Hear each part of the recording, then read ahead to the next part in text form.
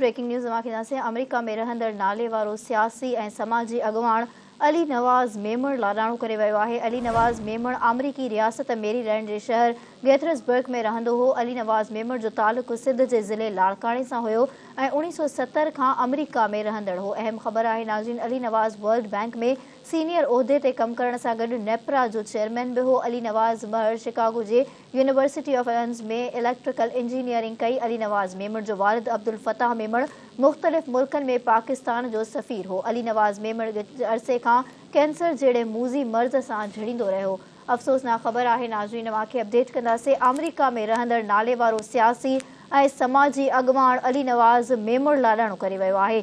अली नवाज़ मेमण अमरीकी रियासत मेरीलैंड के शहर गैथर्सबर्ग में रहंदो हुयो। अली नवाज़ मेमण जो ताल्लुक सिंध के ज़िले लाड़काणे सां हुयो ऐं 1970 खां अमरीका में रहंदड़ हो। अली नवाज़ मेमण वर्ल्ड बैंक में सीनियर उहिदे ते कम करण सां गॾु नेपरा में चेयरमैन भी रहियो। अली नवाज़ मेमण शिकागो जी यूनिवर्सिटी ऑफ इलिनॉइस में इलेक्ट्रिकल इंजीनियरिंग कई। अली नवाज़ मेमण जो वालिद अब्दुल फताह मेमण मुख़्तलिफ़ मुल्कनि में पाकिस्तान जो सफ़ीर हो। अली नवाज़ मेमण गिच अरसे खां कैंसर जहिड़े मूज़ी मर्ज़ सां झड़ींदो रहियो। अफ़सोसनाक ब्रेकिंग न्यूज़ आहे नाज़रीन, अवांखे अपडेट कंदासीं। अमरीका में रहंदड़ नाले वारो सियासी ऐं समाजी अगवान अली नवाज़ मेमण लाडाणो करे वियो। अली नवाज़ मेमण अमरीकी रियासत मेरीलैंड के शहर गैथर्सबर्ग में रहंदो हो। अली नवाज़ मेमण जो ताल्लुक सिंध के ज़िले लाड़काणे सां हुयो ऐं साल 1970 खां अमरीका में रहंदड़ हो। अली नवाज़ मेमण वर्ल्ड बैंक में सीनियर उहिदे ते कम करण सां गॾु नेपरा जो चेयरमैन भी रहियो। अली नवाज़ मेमण शिकागो जी यूनिवर्सिटी ऑफ इलिनॉइस मां इलेक्ट्रिकल इंजीनियरिंग कई।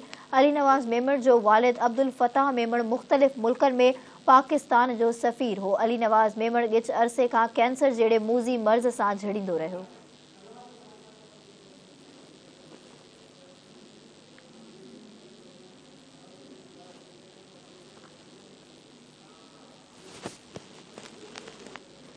अफ़सोसनाक ब्रेकिंग न्यूज़ आहे नाज़रीन, अवांखे अपडेट कंदासीं। अमरीका में रहंदड़ नाले वारो सियासी ऐं समाजी अगवान अली नवाज़ मेमण लाडाणो करे वियो। अली नवाज़ मेमण अमरीकी रियासत मेरीलैंड के शहर गैथर्सबर्ग में रहंदो हो। अली नवाज़ मेमण जो ताल्लुक सिंध के ज़िले लाड़काणे सां हुयो ऐं साल 1970 खां अमरीका में रहंदड़ हो। अली नवाज़ मेमण वर्ल्ड बैंक में सीनियर उहिदे ते कम करण सां गॾु नेपरा जो चेयरमैन भी हुयो। अली नवाज़ मेमण शिकागो जी यूनिवर्सिटी ऑफ इलिनॉइस मां इलेक्ट्रिकल इंजीनियरिंग कई हुई। अली नवाज़ मेमण जो वालिद अब्दुल फताह मेमण मुख़्तलिफ़ मुल्कनि में पाकिस्तान जो सफ़ीर हो।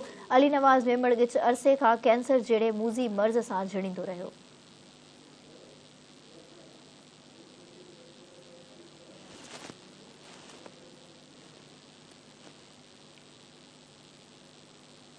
अफ़सोसनाक ब्रेकिंग न्यूज़ आहे नाज़रीन, अवांखे अपडेट कंदासीं। अमरीका में रहंदड़ नाले वारो सियासी ऐं समाजी अगवान अली नवाज़ मेमण लाडाणो करे वियो आहे। अली नवाज़ मेमण अमरीकी रियासत मेरीलैंड जी शहर गैथर्सबर्ग में रहंदो हो।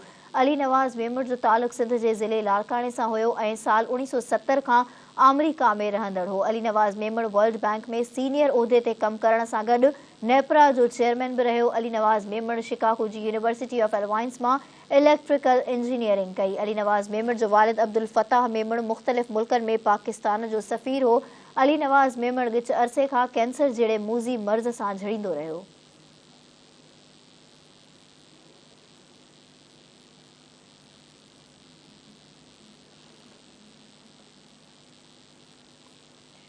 ब्रेकिंग न्यूज़ आहे नाज़रीन, अवांखे अपडेट कंदासीं। अमरीका में रहंदड़ नाले वारो सियासी ऐं समाजी अगवान अली नवाज़ मेमण लाडाणो करे वियो।